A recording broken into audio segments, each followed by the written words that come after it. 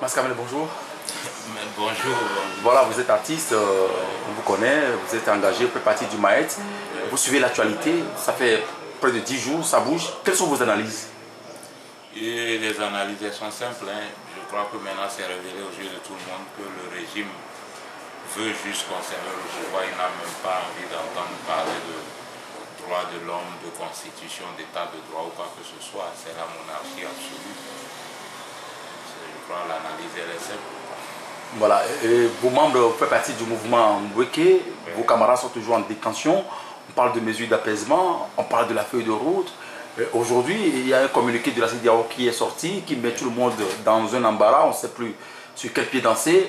Dans la foulée, la coalition organise une manifestation sur le samedi prochain. Vous, en tant qu'artiste engagé, comment est-ce que vous recevez toutes ces informations en votre sein? Ouais, là, je crois que là, c'est la vie personnelle. La vie personnelle.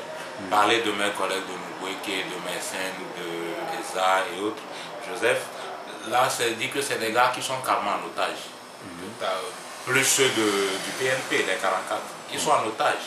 Et quand vous voyez ce qui se passe depuis avant-hier, après leur retour de Conakry, et le communiqué du G5 ou du groupe des 5 ou quoi que ce soit, vous comprenez qu'ils sont juste en otage, on voudrait les échanger contre des élections qu'ils ne doivent même pas tenir parce que temporellement ce n'est même pas légitime, ce n'est même pas évident qu'on puisse organiser les élections. Vu la situation économique, ce n'est même pas normal. Et puis on n'a même pas de constitution. Donc vous voyez que ce qu'on disait depuis, je l'avais dit dans une interview, on revient à ce que je disais, il faut forcément une transition. Vous voyez, la transition aujourd'hui, il faut juste réfléchir, ça se fait avec fort ou sans lui. Et vu ce qui se passe, je crois que le mieux serait sans lui. S'il a prouvé qu'on ne peut même pas compter sur lui. Vous savez, moi je suis citoyen engagé, mais je suis artiste et puis je pense beaucoup plus au fait qu'on peut tous ensemble faire quelque chose de bon.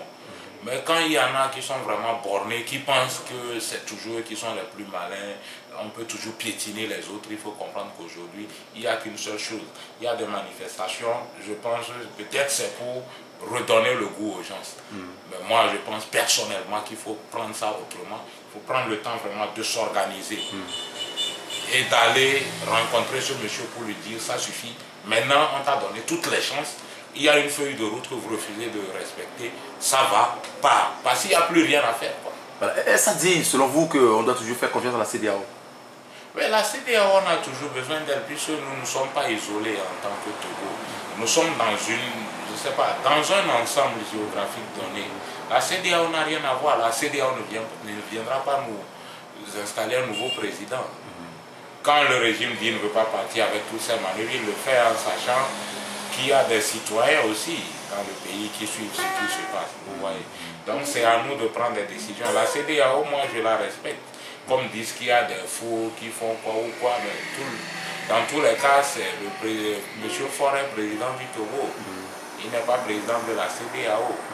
Donc c'est à nous de décider. Et je crois que si nous nous levons pour réagir aussi, la CEDEAO sera de notre côté. Elle ne va pas dire à Fort quitte le pouvoir. C'est à nous de dire à Fort quitte le pouvoir. Et quand il réagit mal, avec nous que la CEDEAO lui dise non parce que tu fais ceci. Parce que la CEDEAO ne représente que l'opinion de la communauté internationale.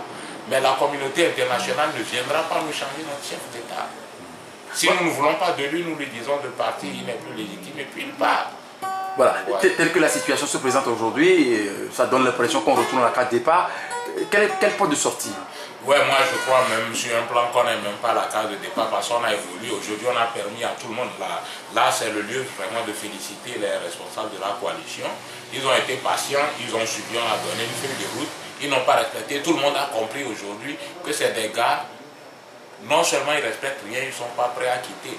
Mais maintenant, c'est à nous, population, peuple togolais, de comprendre, d'analyser, de se demander, voulons-nous toujours vivre dans un État comme ça, sans constitution, sans rien, et que quelqu'un s'impose, on improvise tout, on fait tout, il n'y a rien. On va toujours solliciter, demander de l'aide ailleurs à l'eau. Ou bien nous sommes Togolais, nous voulons avoir un pays normal comme tous les autres et aspirer à une évolution. Vous voyez un peu. Donc je crois que c'est tout ce que j'ai à dire. Voilà. Est-ce que pour vous que la rue va encore parler, est-ce que c'est la meilleure solution? Absolument, il faut sortir, mais maintenant seulement il faut organiser ça de manière réfléchie. Pas marcher pour marcher, on va marcher pour obtenir un résultat. Et je crois que ce qui nous reste maintenant aujourd'hui, c'est le départ de fort pour une transition, avoir des institutions et organiser des élections en 2020. Maintenant, s'il veut collaborer, il collabore, il conduit la transition jusqu'en 2020 et puis il part. Merci beaucoup, Max. Merci, monsieur.